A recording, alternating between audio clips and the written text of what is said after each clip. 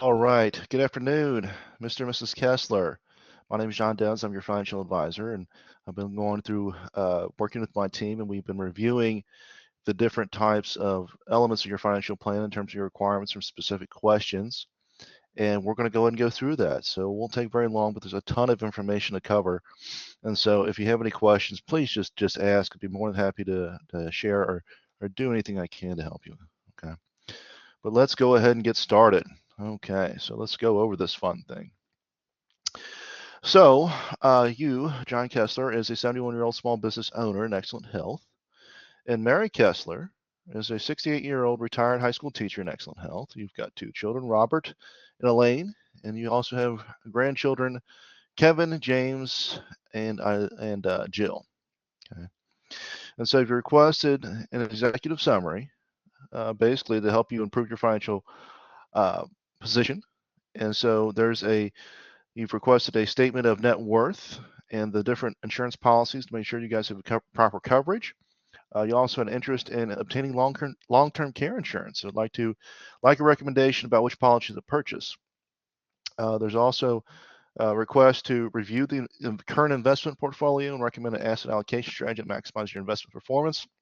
That includes diversified and matches your high risk tolerance. The company is very concerned about how additional income from the installment agreement from selling John's manufacturing business will be taxed. They'll likely invest a 20% down payment and future installments. Okay. So the only liquidity that I was tracking is that you had $30,000 for a new car, and your current federal tax rate is 37%. You've requested some recommendations for state and gift tax maximization strategies, and you're not really concerned about saving for retirement. However, you like recommendations to grow their 401k tax-free and distribute the amount left to their two children upon death. Okay. So the whole purpose of this thing is to provide a framework for you to reach your financial goals. And so we've got several different sections in terms of how we're organizing these things. So we start off with analyzing your financial health. We talk about the different types of risk management possibilities, insurance. Then we talk about investment planning and how to plan for those. We talk a little bit about retirement planning in terms of, what are some basic needs of what's actually in there. We go over tax planning in terms of your requirements, estate planning, and a specialized planning such as education or planning for special needs if warranted. But in this case, you didn't need any of those, so we didn't go ahead and do those. Okay. So as we went ahead and we found the following goals that you really want to prioritize. And you want to reduce any estate and tax gift liability, ensure all estate planning documents are in order. You want to review the current insurance contracts and discuss implications for the purchasing a long-term care policy. You want to reduce income taxes, and based on your risk tolerance, you need a diversified portfolio that meets your investment needs and expectations. Okay. So some of the fun things that we did, we noticed that you are very willing to take investment risks, especially within the stock market and everything else. The main thing is they just don't want us to invest in any tobacco stocks because both of your parents died from lung cancer, and I think that's totally doable. So they've asked us to go ahead and reconcile the portfolio with the ability and willingness to accept investment strategy that will achieve these different types of goals. Now, when we went through the different types of assumptions when we started doing our forecasting for the futures, these are some of the things that we kind of kept in mind. So the Kesslers are currently in the 37% marginal tax bracket. And, in terms of a risk-free rate of what we're capitalizing is about 2.5%. The market risk premium is going to be 8%, and the standard deviation of the market is going to be 12%, with an inflation rate of about 2.75. And so all these are going to, obviously they're going to rise and fall over time in terms of short-term rates, but these are basically what we use for our different types of forecast and trying to figure out what we're doing to reach your financial goals. In terms of the summary for your financial health, we do have several different documents, and I've attached documents and appendices that we can go over at any time. So the documents here, A1, we've got a statement of financial position, ratio analysis, and a statement of cash flows. Those are all in A1, all right, A1 through A3. But right now, in terms of what you're currently sitting on, your current financial situation reports a net worth of about almost $11 million, just shy, so $10.9 million, right? And disposable net income of $59,994 for fiscal year 24. So you've got a sizable net worth and adequate disposable income that can be used to reach your financial goals. In addition, we calculate financial ratios to make sure that your financial status compared to the other benchmarks in terms of what's actually happening. Okay. So we discovered you have a very high current ratio, and which is about 26.82, which is compares to your total cash and equivalent assets to your current liabilities, is much higher than the benchmark of 1. And so basically the benchmark of 1 is an industry standard, and we noticed that you have a lot of cash on hand, which is a very good thing. This is a wonderful thing. So we've got extra cash that maybe we can put to work depending on what you guys want to do. Okay. This indicates a significant amount of current assets are used to pay for short-term obligations within a year. Your emergency fund ratio of 15.54 months, right, indicates how long you can live in an economic crisis without liquidating non-monetary assets or being forced to unfavorable employment situation. It's much higher than the benchmark of 3 to 6 months. Okay. Also, your savings rate of 20% is higher than the benchmark of 10, indicating a higher savings rate than you were required for your financial goals. You have a debt ratio of 1%. That is lower than the benchmark of 40%. This indicates you have more assets than debt. And so your long-term ratio of 31.54 is much higher than the benchmark of 2.5, right? This indicates you have more than sufficient income to repay your long-term debt. Right? And the only long-term debt we're tracking right now is John's mortgage on the vacation home. And based on these calculations, your benchmark, your debt load is manageable, and your current annual income is much higher than anything that you need. So you're in a very, very strong financial position in terms of what you're actually trying to accomplish. So the principal residence has a future market value of $900,000 with no remaining mortgage, right? You jointly control 100% of the equity in the property. The vacation home has a future market value of $750,000 with a remaining mortgage balance of $80,648 with a 4.5 annual rate with a little over 3 years remaining. So John's got an estimated 89% of the value in this property, the vacation property. So due to the short time remaining of the mortgage, there's no reason to refinance the mortgage. I mean, there's just not a lot of time involved in that, so I wouldn't worry about that. So to improve your current financial position, we've reviewed several things. And so you're in a unique position of holding too much cash in your bank account. So that's a wonderful thing. So we suggest you go ahead and purchase a new car by trading in one of your current vehicles and using the proceeds and the additional funds from your savings account to purchase the vehicle in cash. This will ensure you see the maximum value obtained one of your financial goals that you wanted to. Another suggestion is to increase your charitable donations for 2024. Currently, you're only donating $13,500 to charity, or 2% of your income. Since you're in the top federal tax bracket, we recommend you donate an additional $50,000 to fund the charity, or 15% of your income to reduce your federal tax burden at the end of the year. By donating these funds, your itemized deductions will increase to $97,060 and lower your earned income to the 35% tax bracket. Another suggestion is to purchase a new car by trading in one of your vehicles, depending on what you want to do. And so it really depends on which vehicle you want to do. If you want to trade one vehicle or another, it just depends on whose vehicle you would like to go ahead and do. So to establish an increase in charitable donations, you need to donate to a 501c nonprofit organization and save the official receipt as invoice as proof of your donation for your tax records. If you decide to look at a new car, consider several offers for trade-in value. Select the best offer for committing to a purchase. Okay. Now, in terms of risk management, this is where we start talking about the different types of insurance coverage for auto, health, disability, all these fun things. And we kind of went through all this fun stuff. In our review, we were able to demonstrate the following strengths and weaknesses. First, the homeowner's policy, your primary risk, needs to be at least 80%, right, of the future market value, or at least $620,000 of coverage to have what we consider adequate coverage for the particular home. And that's kind of the industry standard, is about 80% of the particular home value, because there's all different types of things that can happen to the home value. We don't always recommend 100%, but at least 80%. If you want to do at least 80% of the value of the home, that's where we recommend that. The homeowner's policy for the vacation property also needs to be at least 80%, right? In this case, it needs to be at least $440,000 of coverage. Currently, you have $460,000 of coverage on the vacation home, which is $20,000 of excess that is not needed. Okay, so you can keep that if you so choose, but I think you'll save a little money if you go ahead and reduce that particular coverage on You also request that we investigate a long-term care insurance possibilities. At this time, long-term care is not required because your net worth exceeds $2 million, and you can self-insure um, against any of the risk of entering a care facility, right? So we calculate your net worth right now is $10.9 million. And so since you have such a high net worth, there's no real need to pursue long-term care insurance at this time.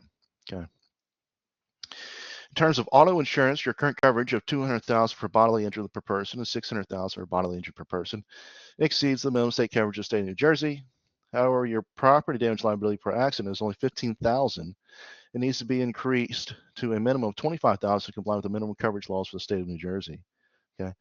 Third, you're enrolled in Medicare Part A, B, and D. However, you should consider enrolling a Part C plan to pay for additional coverage, including dental, vision, and other prescription coverage that will help save you a little money. We also did a life insurance analysis that was conducted for each spouse. Right at this time, there's no immediate need for coverage.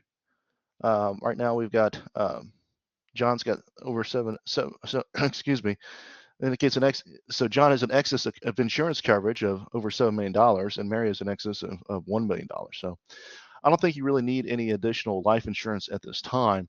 I think that you're perfectly fine with everything that you have.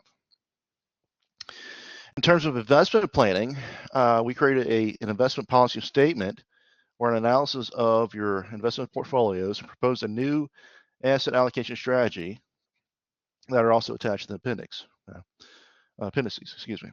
So although your current situation is strong, it has some weaknesses that need to be addressed. So there's currently $3,847,000 in non-qualified assets and 1.59 in qualified assets. And both portfolios are not diversified and underperforming on a total risk basis with the Sharpe ratios 1.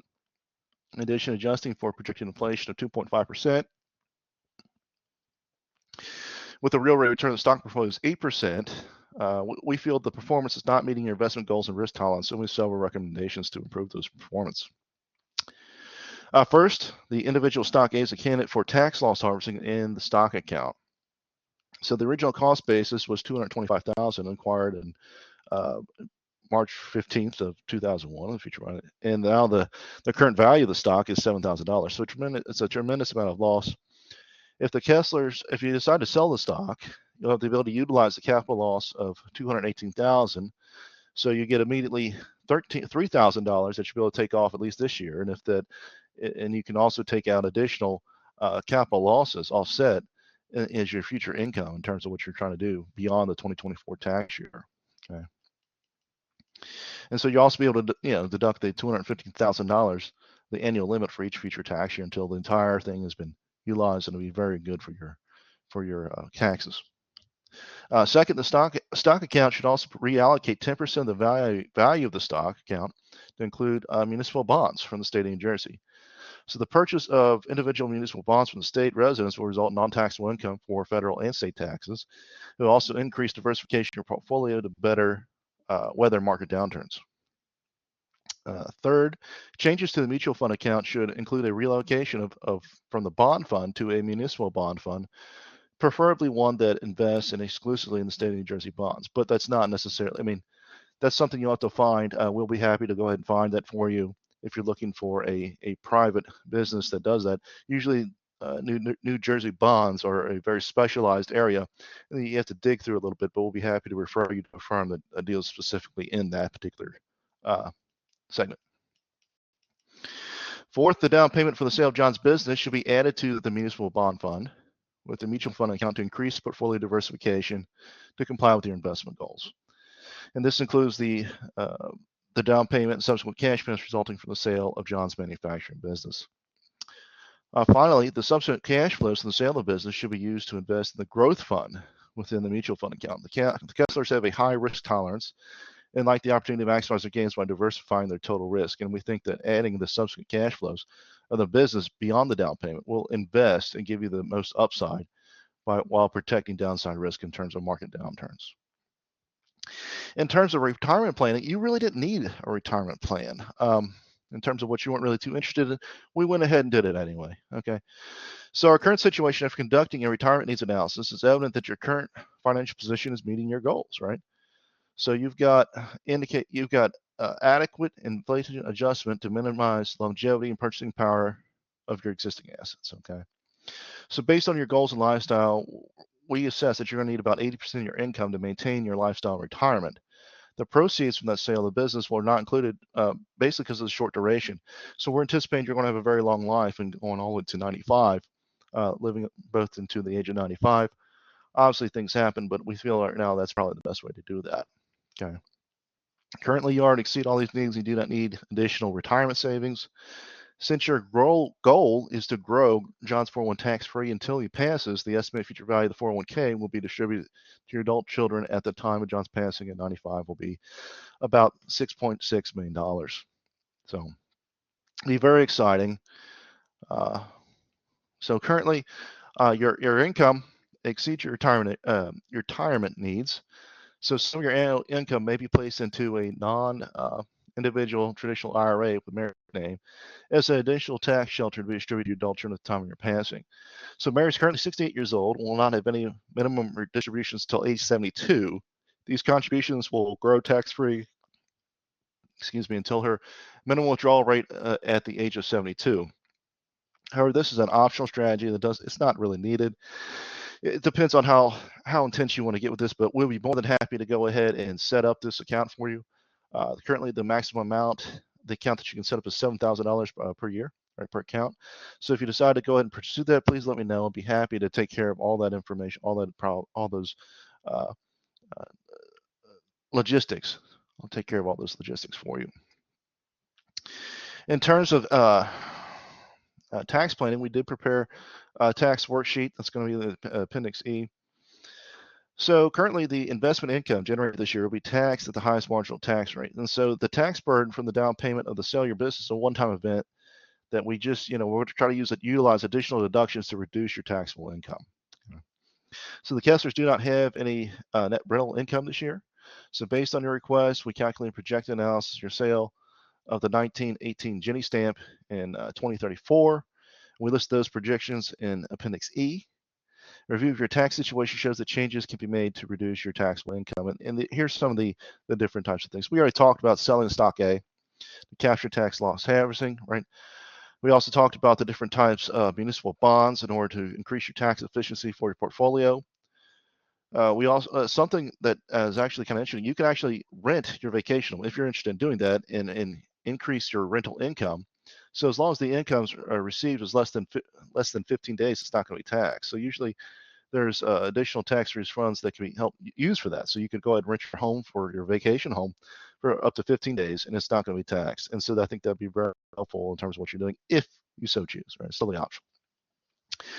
Fourth, we suggest you increase charitable donations. So there's the amount we've already talked about is about $50,000 to get you down into the next tax bracket, but it just kind of depends on what you're doing. And in terms of your tax planning, we recommend that you utilize a CPA to file your taxes to limit your tax liability. If you don't have a CPA, I'd be happy to go ahead and refer you to one because they're very good at what they do. Okay. In terms of estate planning, a property ownership spreadsheet for each spouse has been attached to the financial plan. And so currently neither spouse has an estate that's subject to estate tax if either one of you to die this year. However, a significant problem is that some of your assets are subject to probate court and will be subject to expensive probate fees following the spouse's death, right? So we do have wills in place for both spouses. However, there's no powers of attorney or healthcare proxies to manage your affairs if either you become incapacitated. So we recommend that you do that. Also, the life insurance proceeds of each spouse are designated to each other and will be distributed tax-free. However, it may be beneficial to consult with an estate attorney to identify a trust that may minimize the tax burden for future inheritance. The titles on vacation homes, the autos, and the C-Ray need to be changed from sole ownership and tenancy entirety to sole ownership to tenancy entirety to avoid probate costs. These changes will be automatically transferred the properties to the surviving spouse at the first spouse's death, which is compatible with your objectives. We also recommend that you visit an estate attorney to obtain powers of attorney and health proxies to discuss the trust to minimize the taxes on those. Okay. Now, during our analysis, we talked about the increase of the donations. We talked about the selling of the stock. And then there also needs to be a change in the homeowner's insurance, right? So an adjustment for the principal residence and for the different the vacation home. Okay. The stock and mutual fund account should also allocate 10% of the value of each portfolio to include individual municipal bonds for the state of New Jersey in order to reduce your tax liability, both at the federal and state level. And you should also consider visiting with an estate attorney to ensure the different types of estate planning documents, right? And so if you need an attorney, be more than happy to go ahead and do that. Okay. And so that's just kind of where we are at the moment. I would like to go through some of the appendices with you just to kind of show you some of what we have here, because I think it's helpful. So we'll go ahead and go through some of these. So let's take a look at Appendix A. So here we've listed out basically your balance sheet in terms of the different types of your assets and liabilities and net worth. And the only thing we've identified, I calculated your installment receivable in terms of the payments that you're going to receive after your down payment is $124,491. The only liabilities that I noticed that you really have is basically your vacation home. The remainder of your vacation home is the only liabilities that I've seen. And so we divided that into what's due this year. So in terms of the portion of the mortgage that's due this year, you got about 20 grand. In long term, you've only got about $60,000. So there's no real need to refinance any of those things. Okay. As we look through our ratio analysis, we've already kind of gone through all of these things. So you're very strong in terms of what you're looking at. So your current ratio, we talked about things under a year. We went ahead and calculated your emergency fund ratio. You're doing wonderful on cash in terms of keeping your cash savings high and the amount of debt you're doing extremely low. So you really have no problems in terms of what you're trying to do. If you really want to go ahead and purchase another home in terms of qualifying for a mortgage or anything like that, you will have no problems whatsoever. Okay. In terms of your cash flow, we went ahead and we looked at the different types of things in terms of what we actually have. And so here we've got a list of your salary, your Social Security benefits, then we've got Mary's pension, the installment receivable from the sale of the business, and we also have interest income, dividends interest from the other different retirement accounts. And then we took a look at their cash outflows. And it's kind of interesting when you look at the cash outflows. So we went ahead and calculate the mortgage payments, the principal and interest for the vacation home. We did that. We went ahead and calculate the homeowner's insurance in terms of insurance premiums for the principal residence and vacation home, auto insurance premiums, right? And then the premiums for universal insurance policy for John and Mary's universal insurance policy. Now, in terms of lowering some of the different types of outflows, this is totally optional. But a suggestion would be to go ahead and lower the amount of vacation. And well, I mean, in terms of vacation dollars, to see if we can save some money there. The premium on John's universal life insurance policy is very high, but I feel that right now you've done so well in terms of doing everything else. I think it's you really have a decision in terms of what you're doing. You're not hurting for cash. However, you could always sell that particular policy if you so chose, or use it as collateral for a different type of loan if need be in terms of what you want to do for your business, because John's never actually said he's retired. So, maybe he wants to go out and do something else. It just kind of depends on what John wants to do. And so we talked about the net disposable income. And so here we've got a list of recommendations that can actually use to go ahead and do that. And so based on what we have here, we have to utilize the savings account to purchase a new car. So it's only looking for a new car, 30,000. If you trade in one of the other vehicles, maybe you get about 15,000. Then it's really a very simple look in terms of what we're doing. Okay. Now, if we look at the insurance needs, so I did insurance needs analysis for John and Mary Kessler, and we went through all the numbers here. So we went through their earned income. We looked at their age. We looked at what would happen if the survivor earned income. We looked at what is the current age of the different types of what is the survivor's age. So it'd be opposite of what they're doing for each other, right? We took into account your final expenses, and if you had to go ahead and set up some type of estate insurance or something like that, we took that into account. We mentioned the mortgage debt and the household expenses in the event of a death. So if John were to go ahead and pass away, what are going to be the household expenses in terms of what we're going to do? We anticipate a capital retention replacement ratio of 70%. We went ahead and calculated based on the investment rate of 8%. We did a marginal tax bracket of 37%. Okay. And we included a real rate of return from all these things. Okay. And as we went through, we started calculating all these things. There really is no real need in terms of what we're looking at. Okay. So from full retirement to death, and assuming we have a death at 95, you've got your income while you're retired, and then you also have your survivor's earnings.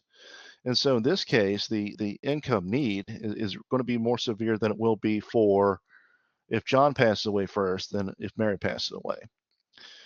But in terms of what you're actually going to need in terms of what you have in terms of current insurance policies, you're actually not going to need either. And so we look at the total gross need of both of the insurance policies. You're actually not going to need either one of those.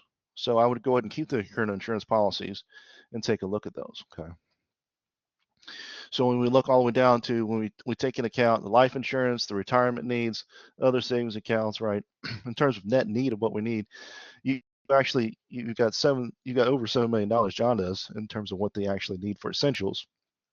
And Mary has actually over 1.4 million more than what she would need for essentials. So everything is fine in terms of what you're doing. You don't have to worry about it. If you calculate all those other fun things, you don't have to worry about it. Okay. You're good on insurance. So let's take a look at the different types of overview investments in terms of what we're looking at, right? So there's lots of fun things in here. We've got some basic investment definitions. If you need me to go through those, I'd be more than happy to do so.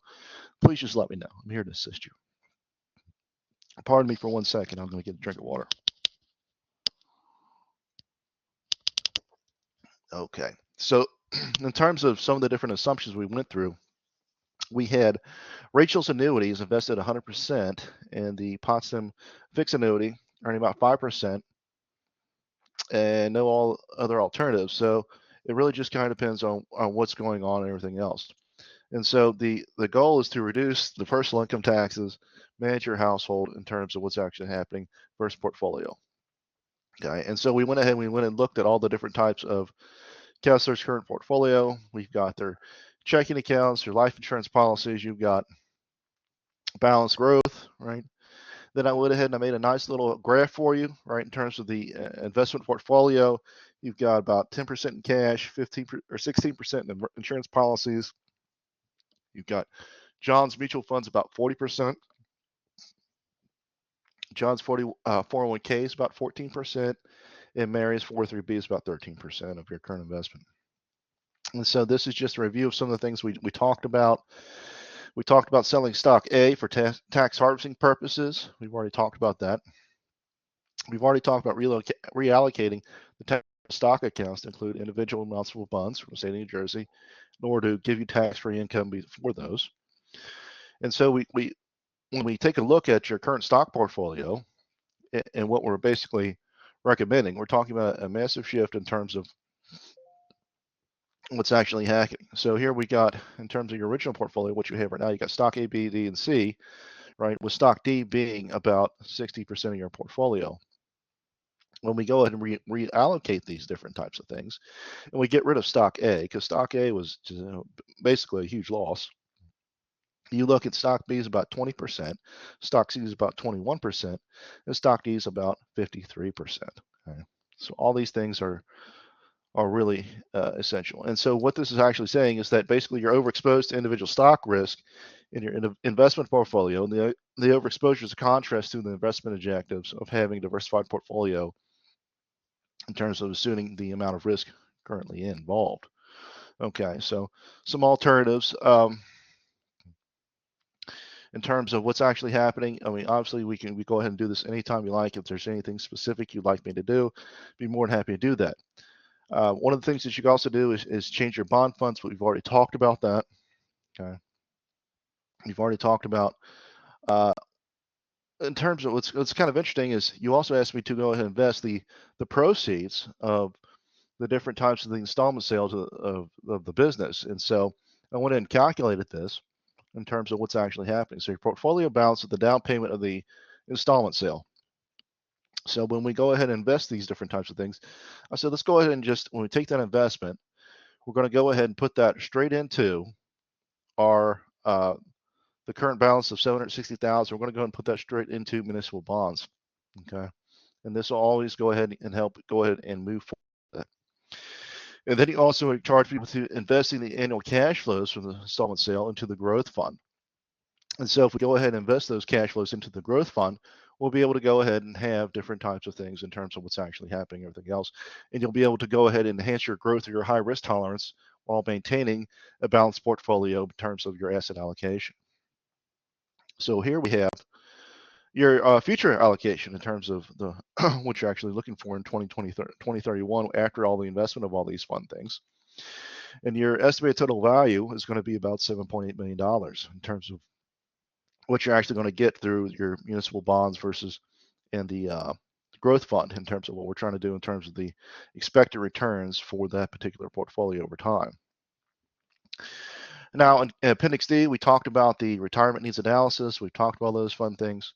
These are all the different types of things that we've already calculated all these for you. I've got different Excel sheets if you really want to get into all the different types of things.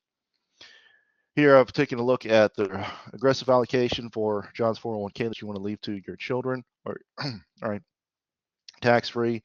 And so basically I did a 90-10 split with a large cap blend fund and then 10% with a short-term bond fund. And roughly it should be expected about $1.5 million, just over $1 million, excuse me. In terms of the tax worksheets, I worked up the current itemized deductions for the 2024 tax year. And I took about, I estimated the tax liability of 1918 stamp. If it's sold in 2034, it'd be about $308,000. Okay. We also went through the different types of property ownership and estate taxes that may happen in case somebody will pass on their insurance of everything else. Okay, we've got the gross estate, we've got the marital deductions actually going to cover quite a bit in terms of what they're looking for. There are a few different things that may end up in probate as a result of talked about changing those different types of titles and being able to go ahead and move those over in terms of the property ownership and estate taxes. Okay.